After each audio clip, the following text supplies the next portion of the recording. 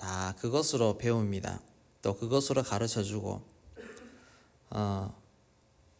공격할 때 자유로운 장점들이 많이 있어서 선수들도 대부분 그렇게 쓰고 있습니다. 우리 유명한 세계 랭킹 1위 선수의 모습을 한번 볼까요? 저렇게 쉐이크 핸드로 쓰고 있습니다.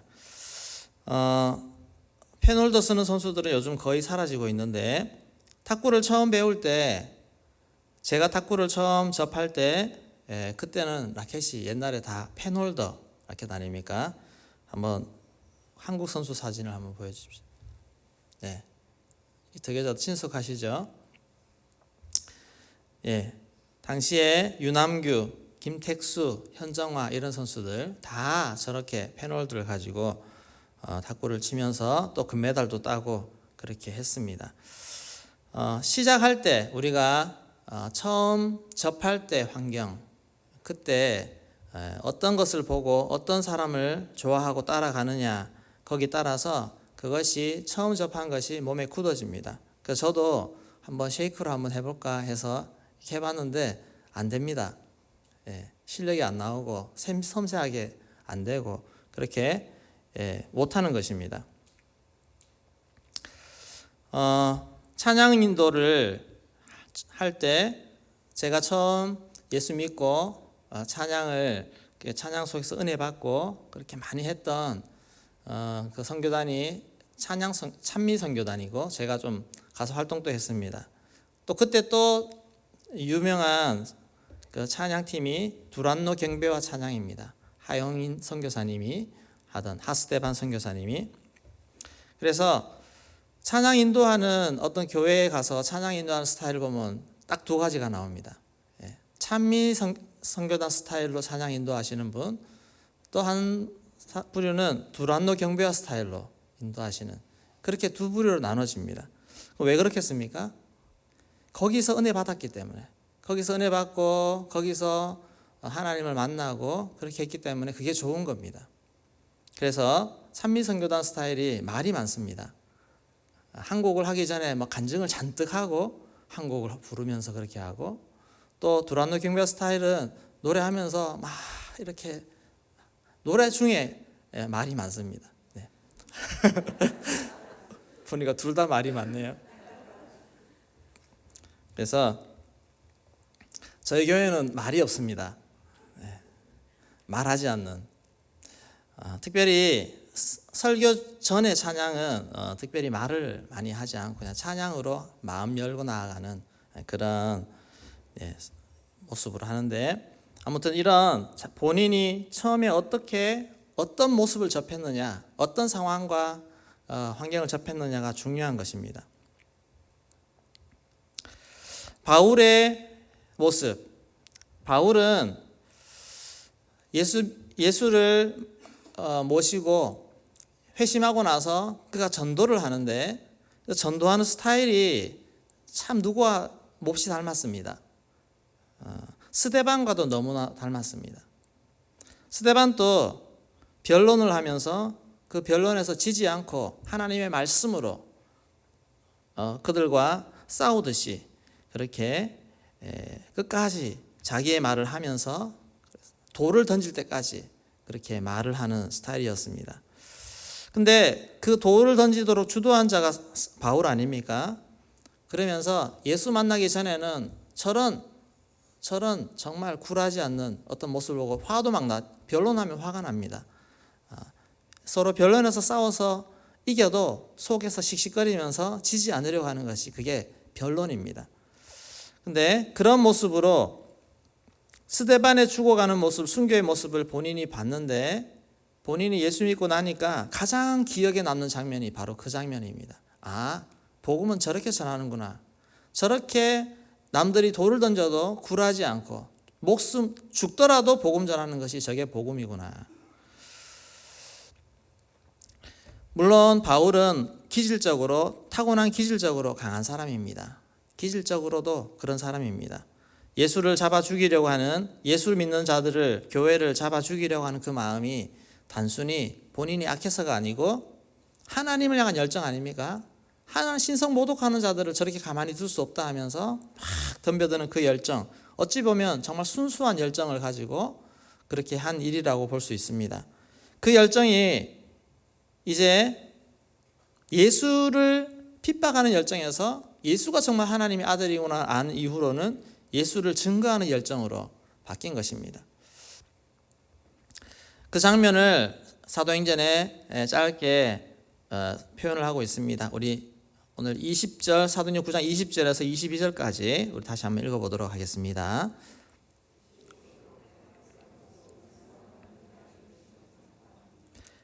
듣는 사람이 다 놀라 말하되 이 사람이 예루살렘에서 이 이름을 부르는 사람을 멸하던 자가 아니냐. 여기 온 것도 그들을 결박하여 제사장들에게 끌어가고자 함이 아니냐 하더라. 사울은 힘을 더 얻어 예수를 그리스도라 증언하여 다메섹에 사는 유대인들을 당혹하게 하니라. 네, 다메섹에 사는 유대인들을 당혹하게 하니라. 이전 버전에서는 굴복시키니라 이렇게 나옵니다. 그래서 얼마나 말로 그렇게 지지 않고 싸워서 이기는 그런 그렇게 해야 직성이 풀리는 그런 식의 전도를 했습니다. 그러다 보니 문제가 생기게 됩니다. 많은 반대 사람들에게 오히려 더 극렬한 그런 반대의 감정을 불러일으키는 것입니다. 예루살렘 교회는 사울이 주도했던 그 대대적인 핍박으로 큰 타격을 입었습니다. 모든 성도들이 다 흩어질 만큼 성도들은 흩어지고 교회 지도자들은 지하교회로 숨어 들어갔습니다. 그렇게 시간이 지나면서 점점 이 핍박의 강도가 약해지는 그런 시기가 왔습니다. 한번 막 했다가 좀 조용해지는 그런 시기가 있지 않습니까? 그래서 점점 성도들도 다시 이제 활동을 하고 수면 위로 올라오는 그런 시기가 되었는데 그때 바울이 예루살렘에 오는 것입니다. 바울이 한 3년 정도 그 회심하고 난 이후에 아라비아도 갔다가 왔다 갔다 하면서 다메섹에서도 많은 사역을 했을 거라고 봅니다. 그런데 그렇게 쌓여서 다메섹에 있는 유대인들이 사울 죽이기를 공모할 만큼 그런 분위기를 만들어내고 이 바울은 겨우 탈출해서 나왔는데 그리고 예루살렘으로 왔습니다. 근데 이 습관이 어디 갑니까? 와가지고 또 이 열정 가지고 예루살렘에서 그렇게 전하는 것입니다. 스데반하고 똑같이 헬라파 유대인들을 찾아가서 변론을 합니다. 그것도 그냥 조용히 이렇게 찾아가면 될 텐데 그 논쟁하기 좋아하는 헬라파 유대인들하고 또 맞서서 싸우다시피 변론을 합니다. 아마 그 사람들은 바울하고 잘 아는 사람들일 겁니다. 바울하고 같은 출신의 같은 데서 자라고 배우고 배우던 동료들 아니겠습니까? 그러니까 바울하고 잘 아니까 그의 변화된 모습을 보고 더 화를 내고 더 분노하는 것입니다. 그래서 이 흥분한 유대인들이 또 바울을 죽이려고 합니다.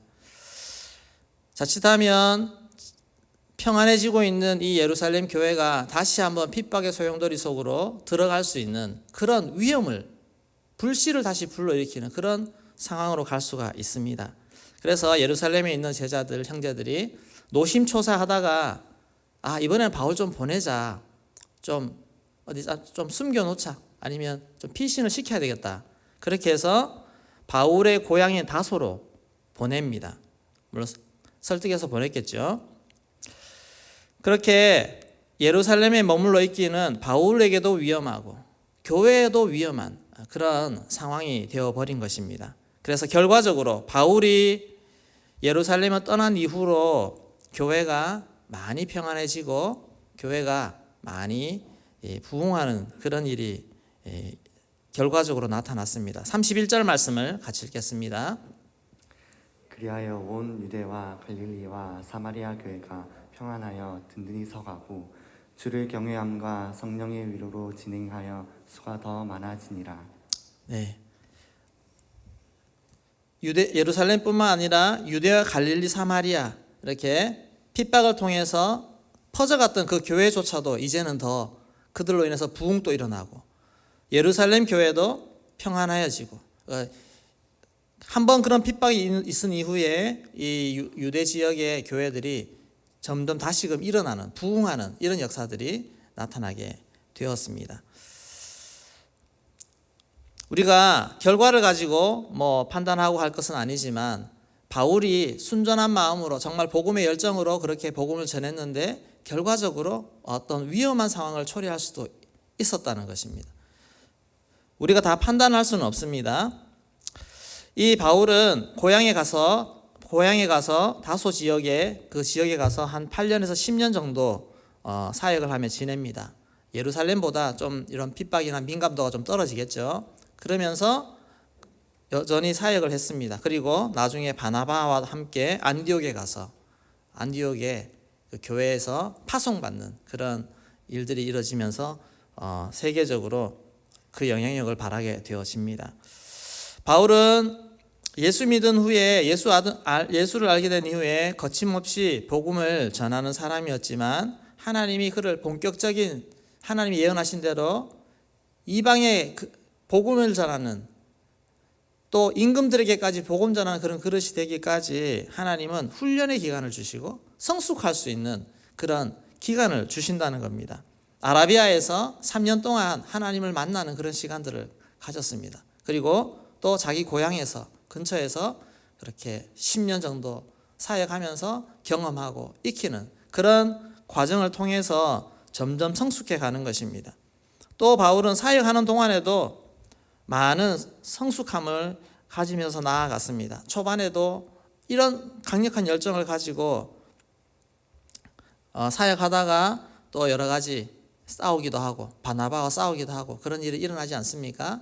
이것은 아직도 열정과 더불어서 어떤 하나님의 안에서 다듬어져야 될 부분들이 아직 더 있다라고 하는 부분입니다. 우리가 100% 완벽할 수 없습니다. 우리 모두 다 그렇습니다. 다만 우리가 좀 더 성숙할수록 좀 더 나은 사역들을 할 수 있다는 것입니다. 그리고 그것은 우리가 다 알 수는 없고 판단할 수도 없습니다. 하나님과 그 사람과의 관계 속에서 하나님이 만들어 가시는 것입니다. 코로나 시기에 교회가 여러 문제가 타겟이 되어 참 위기를 맞고 있다는 생각이 듭니다. 이럴 때일수록 우리 한국 교회가 더 지혜롭게 잘 대처하면서 정세를 살피고 상황을 살피면서 그렇게 해야 되는 지혜를 가져야 되는 부분이 참 많이 있는 것 같습니다. 순수한 복음의 열정을 가지신 분들이 정말 순수한 복음의 열정으로 모임도 가지고 집회도 하고 여러 가지 문제를 할 때 그것이 오히려 문제가 되어서 교회를 더 힘들게 하는 그런 경우들이 생기지 않습니까? 우리가 그분들의 열정을 나무랄 수는 없습니다. 정말 순수한 마음으로 하나님 앞에 나아가는 그런 열정이 있는 것은 분명합니다. 그럼에도 불구하고 현 시점에 문제를 일으킬 수 있는 그런 부분이 충분히 생길 수도 있다는 것입니다. 또 정말 복음에 대한 말씀에 대한 정말 말씀에 열정이 있는 분들이 다른 교회 목회자들을 향해서 목회자들을 비난하는 그런 경우들이 많이 있습니다. 저게 복음이냐? 저게 복음이냐? 어떻게 교회 목사님들이 저런 말을 하고 저렇게 행동하고 하지? 라는 그런 본인의 기준에서 수용되지 않는 그런 일들을 마구마구 비난하고 그렇게 할 때 오히려 교회에서 성도들이 혼란스러워하고 교회가 피해를 받지 않습니까? 그런 여러 가지 일들이 오늘 시대에는 참 지혜롭게 그렇게 가고 더 수용적인 모습으로 우리가 가야 하는 그런 성숙함으로 나아가야 되는 것입니다. 우리 설 명절에 하나님은 우리 믿는 사람들을 각각 고향으로 또 예수 믿지 않는 식구들이 있는 불모지로 다 보내십니다. 요즘 많이 안 그런 경우도 많지만 그래도 아직 예수 믿지 않는 식구들, 부모님들, 친척들 많이 있지 않습니까? 그분들에게 갈 때 우리는 당연히 복음을 들고 가야죠. 복음 들고 가서 그들에게 복음 전하는 그런 일을 해야 됩니다. 그런데 거기서 기도하시면서 하나님 어떻게 복음을 전하는 것이 가장 적절할까요? 그런 부분들을 기도하면서 성령의 인도를 받으시기를 바랍니다. 어떤 분들은 바울처럼 가서 막 열정적으로 부딪힙니다. 부딪혀서 막 하는데 때로는 그 분들이 마음에 전혀 준비되어 있지 않은 강팍한 마음에 있는 사람들과 싸우다가 오히려 더 이 감정의 골이 깊어지는 그런 경우도 생길 수 있습니다. 복음은 부딪혀야, 특히 부모님들과는 부딪혀야 빨리 예수 믿게 만드는 건 맞습니다. 그렇게 해서 그렇지만 상황을 잘 보시고 그렇게 할 때 더 덕이 될 수가 있습니다. 여러 가지로 우리가 이 부분을 한번 생각해 볼 것은 열정과 성숙이 잘 조화를 이루면 더 열매 맺고 좋은 결과를 이룰 수 있다는 것입니다. 예루살렘 교회가 바울을 잠시 고향에 보냄으로 말미암아 그 지역 가운데 좀 평안하고 안정한 가운데 부흥하고 성장해가는 역사들이 나타난 것처럼 오늘 또 우리의 모든 삶의 여정 속에서 복음의 사역자가 되어야 됩니다. 직장에서도 가정에서도 다 그런 일을 감당해야 되는데 또 한국교회가 이 한국을 책임지는 그 시대적 사명을 감당해야 되는데 이럴 때 어떤 모습으로 그렇게 사명을 감당해야 될 것인가? 성숙함이 필요하다는 것입니다. 성숙하게 그러나 강력하게 그렇게 하나님 앞에서 오늘 또 쓰임받는 저와 여러분들 우리 한국교회가 되기를 소망합니다. 오늘 추석 명절날 아직도 많은 곳에서 제사 지내고 있고 우상 숭배하고 있는 이런 상황 속에서 우리가 정말 기도하면서 영적으로 대적해야 됩니다. 대적하고 싸워 승리해야 되는데 주님께서 지혜를 주셔서 정말 잘 승리하고 돌아올 수 있는 우리 모든 한국교회 성도님들 다 될 수 있는 은혜가 있기를 소망합니다. 여러분들도 목자 목원들 가운데 그런 분들 계시면 중보하시고 힘이 되어 주셔서 영적으로 승리할 수 있도록 그렇게 함께 나아갈 수 있기를 소망합니다. 충분한 기도를 통해서 성령의 인도를 받으면서 온전히 승리하는 역사가 있기를 주의 이름으로 축원합니다. 네, 같이